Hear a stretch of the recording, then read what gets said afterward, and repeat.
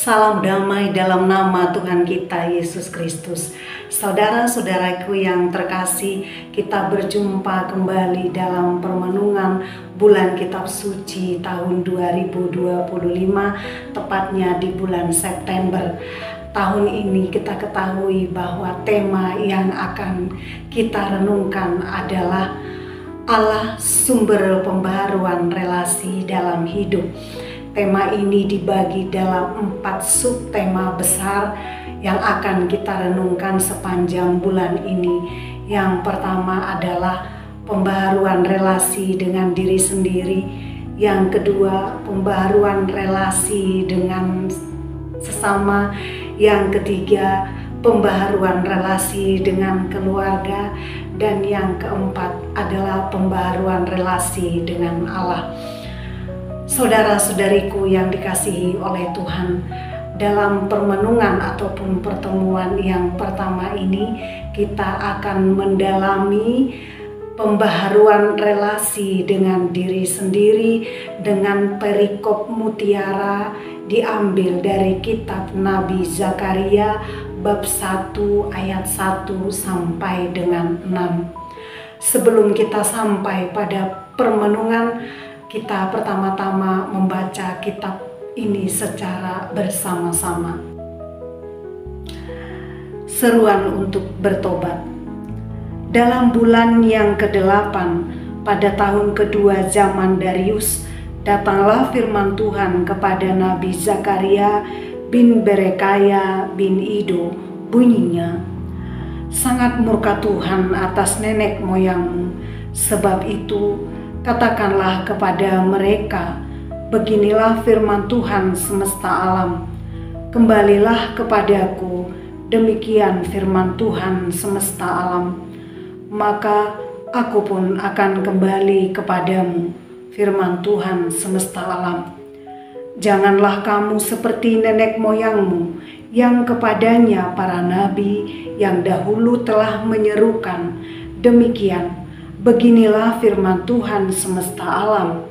Berbaliklah dari tingkah lakumu yang buruk dan dari perbuatanmu yang jahat. Tetapi mereka tidak mau mendengarkan dan tidak mau menghiraukan aku.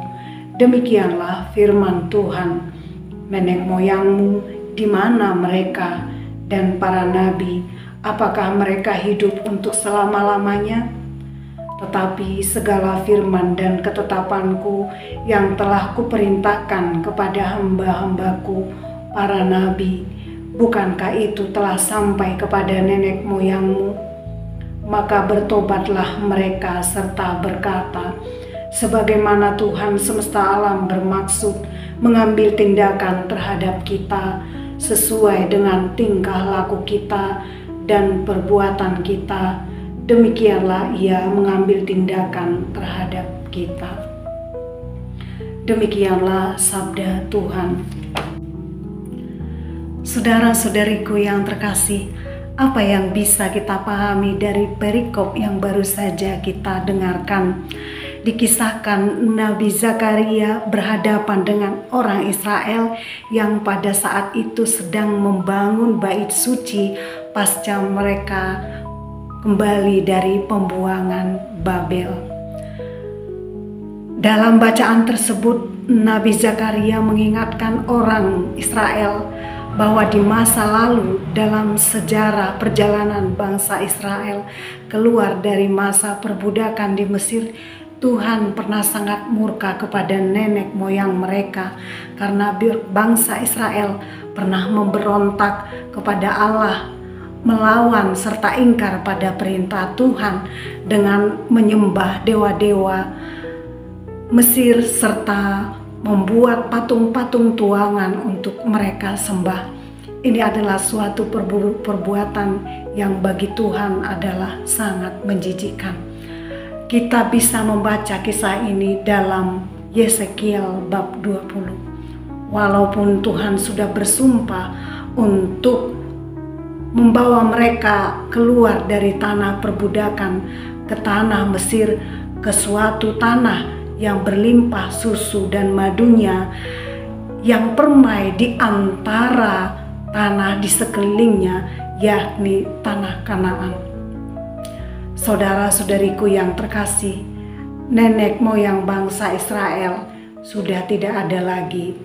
Nenek moyang bangsa Israel tentu sudah mati, namun Tuhan tidak menghendaki ia marah kembali kepada bangsa Israel.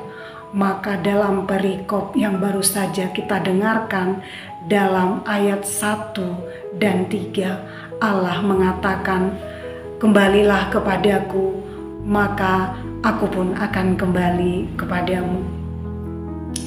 Yang paling penting dari pesan perikop ini adalah kembali berarti kembali kepada jati diri kita sebagai umat Tuhan menurut ketetapan dan hukumnya. Nabi Zakaria mengingatkan bangsa Israel agar tidak berlaku seperti nenek moyang mereka di masa lampau. Janganlah kamu hidup seperti nenek moyangmu. Saudara-saudariku yang terkasih, sesudah mendengarkan seruan dan pelajaran yang disampaikan Nabi Zakaria, orang Israel mengakui kesalahan dan kebenaran. Kemudian mereka bertobat.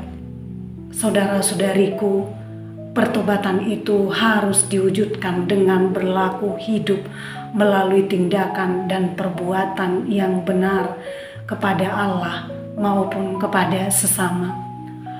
Terdorong seruan tersebut, orang Israel bersemangat dan bersatu kembali membangun bait Allah sampai selesai pada tahun 515 sebelum Masehi, dan bangsa Israel mengatur kembali tugas para imam, yakni para Lewi yang ditetapkan untuk melayani bait suci sesuai yang tertulis dalam kitab Musa. Saudara-saudariku yang terkasih dalam nama Tuhan Yesus, apa pesan dan bagaimana penerapan kisah tersebut dalam hidup kita? Kisah tersebut mengingatkan kita bahwa Tuhan pernah mengingatkan bangsa Israel atas kelakuannya. Oleh karena itu, dalam hidup kita saat ini, kalau Tuhan mengingatkan kita dari kelakuan yang melawan, menyimpang dari kehendak-Nya, itu bukan karena Tuhan tidak mencintai kita. Tuhan justru sangat mencintai kita. Banyak cara Tuhan untuk menyatakan cintanya kepada kita.